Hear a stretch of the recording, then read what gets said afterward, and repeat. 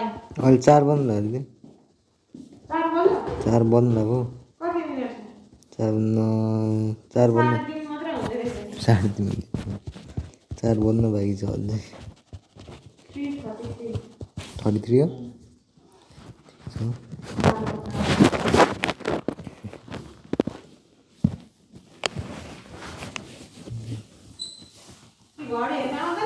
हेर्दैछु म त कहाँ 3.5 भइरहेको छु। 33 लाख ज्ञान छोडिदियो ठिक छ।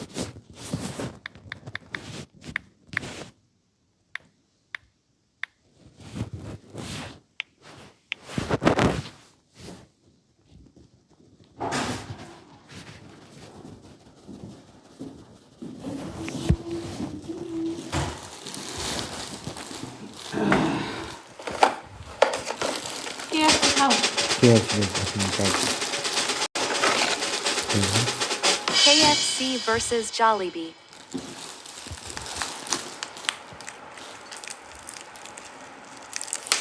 दाम मिठो हुन्छ नि यो,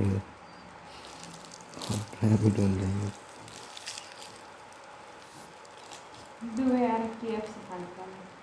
कहाँ पाउँछ केएफसी?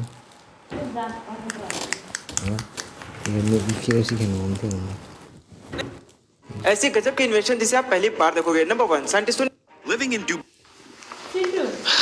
Most expensive thing. सबसे पहला है वर्ल्ड का सबसे महंगा नेल कटर, 7 करोड़ 50 लाख रुपए मात्र। हमारा आता है 40 से 50 रुपए का। मम्मी पापा भाई बहन मैं और मेरा पड़ोसी भी लेके जाता है उसी को, सभी नाखून काटते हैं उसी में। अगर मैं ये इतना महंगा ले आया घर पे तो इसको मेरे को अपने प्याज से ज्यादा, आईफोन से ज्यादा, अपने घर के कैश से ज्यादा इसका ख्याल रखना पड़ेगा। 24,500 रुपए की आइस क्यूब्स 50 पीस मिलती है। इतने में हमारे यहाँ पे फ्रिज आ जाता है। और अगर मैं गलती से ये आइस क्यूब्स घर ले आया तो मेरा बाप पता है क्या बोलेगा? इसी से शादी कर। अगला है 32,400 रुपए का ट्रैश बैग। जैसे हम डस्टबिन में वो काली थैली 9,60,000 रुपए की कैडबरी की पूरे 50 साल का भरोसा एक ही दिन में खत्म हो गया जब उनके चॉकलेट्स में से कीड़े निकले, वो भी जिंदा। गाइस, कैडबरी ने अपने डिफेंस में कहा कि हमारी कोई गलती नहीं थी, सारी गलती रिटेलर्स की थी, उन्होंने ढंग से चॉकलेट रखी नहीं। मगर अब तो इज्जत खराब हो चुकी थी, जरूरत थी चमत्कार करने की। कैडबरी ने डबल रैप पैकेजिंग यूज किया डबल सेफ्टी के लिए। ये सब करने में उनकी कॉस्ट 15% तक बढ़ गई, मगर उन्होंने प्राइस जरा सा भी नहीं बढ़ाया। उनकी क्वालिटी कंट्रोल टीम्स खुद दुकानों में जाके चॉकलेट्स की चेकिंग करते थे और भरोसा वापस जीतने के लिए अमिताभ बच्चन को ब्रांड एम्बेसडर बनाया। गाइस, सिर्फ 6 महीने में कैडबरी वापस से हर घर में पहुंच चुकी थी। कुछ मीठा हो जाए। कैडबरी की पूरे गाइस, कल रात को इन भाई साहब को एक चैलेंज आया और चैलेंज में ये लिखा था कि मुझे पता है तुम चॉकलेट की मदद से कमाल कमाल के चीजें बनाते रहते हो, लेकिन इस बार तुम्हें एक खतरनाक सा चैलेंज दूंगा जिसे तुम कंप्लीट कर ही नहीं सकते हो। और चैलेंज ये है कि 2 लाख चॉकलेट की मदद से शनि ग्रहों को बनाना पड़ेगा। जो बनेगा तो चॉकलेट से, लेकिन देखने में बिल्कुल रियल लगना चाहिए। उसके बाद क्या था, ज्यादा कुछ ना सोच के ये भाई साहब लग गए 2 लाख चॉकलेट की मदद से शनि ग्रहों को बनाने में। और मैं गारंटी देता हूँ चॉकलेट से बना सैटर्न प्लेनेट को देखकर आपको भी मजा आ जाएगा। लेकिन उसे देखने से पहले इस भाई के इस मेहनत के लिए इस शॉट को एक लाइक एंड चैनल को सब्सक्राइब करके जरूर जाना। और आप इस शॉट को कौन सा कंट्री से देख रहे हो, अपने अपने कंट्री का नेम कमेंट करके जरूर बताना। तो फाइनली हमारा चॉकलेट का शनि ग्रह बनके तैयार हो चुका है और आप लोग देख सकते हो कितना ज्यादा रियलिस्टिक लग रहा है। गाइस, कल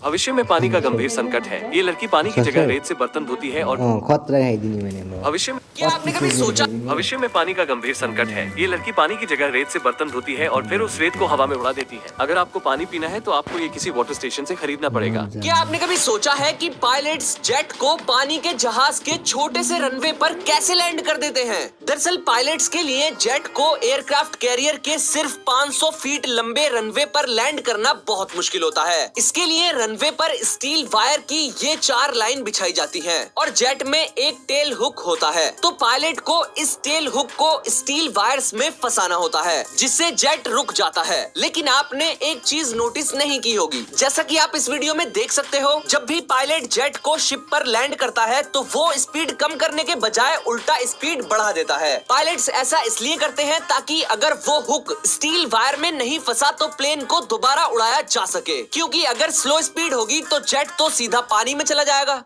क्या आपने कभी सोचा है कि पायलट्स जेट को पानी के जहाज के छोटे से रनवे पर कैसे लैंड कर देते हैं? दरअसल पायलट्स के लिए जेट को एयरक्राफ्ट कैरियर के सिर्फ 500 फीट लंबे रनवे पर लैंड करना बहुत मुश्किल होता है। इसके लिए रनवे पर स्टील वायर की ये 4 लाइन बिछाई जाती हैं और जेट में एक टेल हुक होता है। तो पायलट को इस टेल हुक को स्टील वायर्स में फंसाना होता है, जिससे जेट रुक जाता है। लेकिन आपने एक चीज नोटिस नहीं की होगी, जैसा कि आप इस वीडियो में देख सकते हो, जब भी पायलट जेट को शिप पर लैंड करता है तो वो स्पीड कम करने के बजाय उल्टा स्पीड बढ़ा देता है। पायलट्स ऐसा इसलिए करते हैं ताकि The mega change is here. अगर आपको 1 करोड़ रुपीस भी दिए जाएं, फिर भी आप इस रोलर कोस्टर में नहीं बैठोगे। इस हाइपोथेटिकल रोलर कोस्टर का नाम है यूथेनेसिया कोस्टर और इसकी ऊंचाई है 1670 फीट, यानी कि अमेरिका के वर्ल्ड ट्रेड सेंटर से थोड़ी सी छोटी। मासूमियत से इंसान को इसकी चोटी पर ले जाकर 2 ऑप्शन दिए जाते हैं, या तो जिंदा वापस चले जाओ या फिर बटन दबाकर रोलर कोस्टर स्टार्ट कर दो। और स्टार्ट होते ही ये 360 किलोमीटर की स्पीड से नीचे गिरता है और फिर इन 7 गोल छल्लों से गुजरता है, जो कि एक के बाद एक छोटे होते जाते हैं। और इसमें बैठे इंसान पर 10 G का फोर्स लगता है पूरे 60 सेकंड तक। इससे इंसान का सारा ब्लड नीचे पैरों में आ जाता है और ब्रेन में बिल्कुल नहीं बचता, जिससे आंखों के सामने अंधेरा छा जाता है और इंसान बेहोश, फिर खत्म। जी हाँ, इसे मारने के लिए ही डिजाइन किया गया है, उन लोगों को जिन्हें लाइलाज बीमारी है और एक मजेदार एंड चाहते हैं। लेकिन फिर भी मैं तो इसमें एक सीट बुक कर रहा हूँ अपने दोस्त के लिए, अपने पैसों से,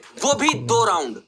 अगर आपको 1 करोड़ रुपीस भी दी। ये सबसे महंगा आईफोन 14 प्रो मैक्स वर्सेस ये सबसे महंगा गेमिंग फोन ROG 6 प्रो। अगर दोनों फोन्स के लुक्स की बात करें तो ROG 6 प्रो काफी गेमिंग वाली वाइब देता है। इसके पीछे वाले डिस्प्ले के साथ में वही आईफोन 14 प्रो मैक्स काफी मिनिमल और प्रीमियम सा लुक देता है। स्क्रीन रियल एस्टेट के मामले में दोनों फोन्स में से 14 प्रो काफी बेजललेस सा एक्सपीरियंस देता है। इवन डायनेमिक आइलैंड के ऊपर में भी आप टच कर सकते हैं तो काफी एक बड़ा सा एरिया मिलता है। वही ROG 6 में आपको आजू बाजू बेजल्स देखने को मिलती है, जिससे डिस्प्ले एरिया थोड़ा कम लगता है। इवन यहाँ पे एयर ट्रिगर से जो मजा है वो बिल्कुल नेक्स्ट लेवल हो जाता है। भाई आईफोन 14 प्रो मैक्स आपको एक काफी कंसिस्टेंट परफॉर्मेंस देता है। यहाँ पे जो फोन है इतना गर्म भी नहीं होता इसके चिप के कारण। भाई दोनों के स्पीकर्स की बात करें तो डेफिनेटली यार आईफोन के स्पीकर्स मुझे काफी लाउड और क्लियर लगे। इवन दोनों के कैमरे को भी कंपेयर करेंगे तो आईफोन के फोटो स्लाइटली शार्प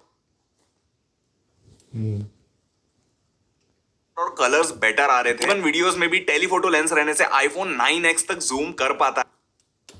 दोनों फोन्स के प्राइसेस और डिटेल्स जानने के लिए इधर टैप। भैया गाड़ी में 500 का पेट्रोल डाल दो। अभी डाल देता हूँ सर। डल गया भैया 100 रुपए का पेट्रोल। अरे भैया 100 का नहीं 500 बोला था यार। ओ अच्छा मैंने 100 सुना, चलो 400 का और डाल देता हूँ। सर पेमेंट कार्ड से करना चाहोगे या कैश? कार्ड से।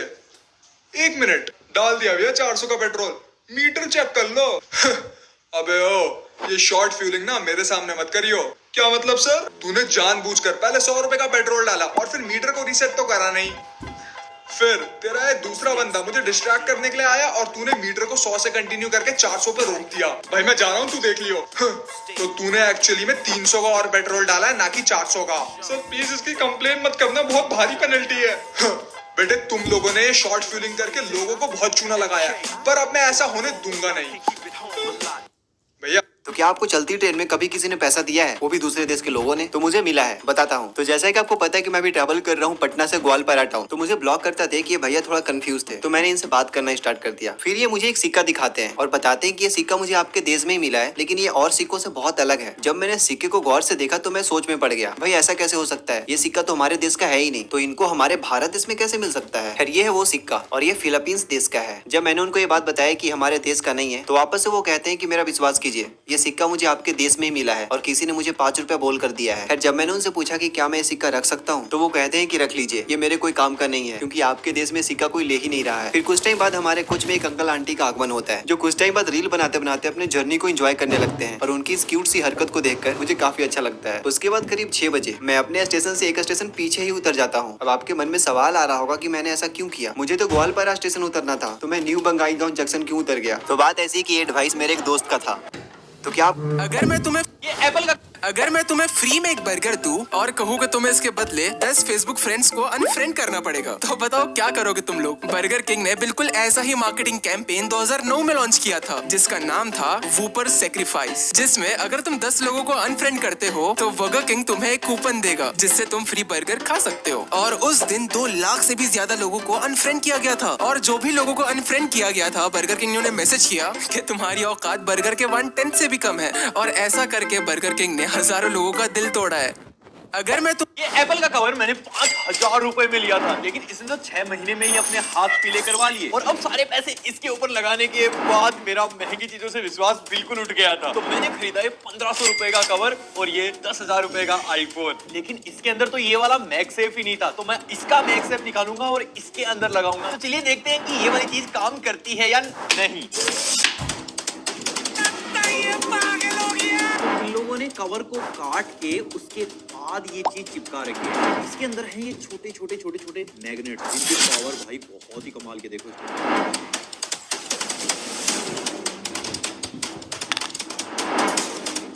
तो हमने Living in Dubai. फ्यूचर की खाना कैसे